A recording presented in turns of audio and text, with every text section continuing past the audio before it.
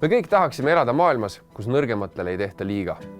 Me ju hoolime sellest, et koer ei koheldaks halvasti ja kasse ei piinataks. Samamoodi väärivad head elu ka need loomad, kellega me igapäevaselt kokku ei puutu. Eesti tööstusfarmides peetakse sigu kitsastes tingimustes, kus neil ei ole piisavalt ruumi ega midagi teha. Need targad loomad lähevad halbades tingimustes väga-väga stressi.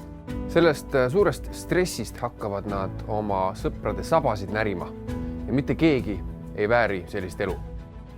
Teeme koos hooliva valiku ja toetame paremaid elutingimusi loomadele, rohkem liikumisruumi, tegevusvõimalusi ja paremat elu.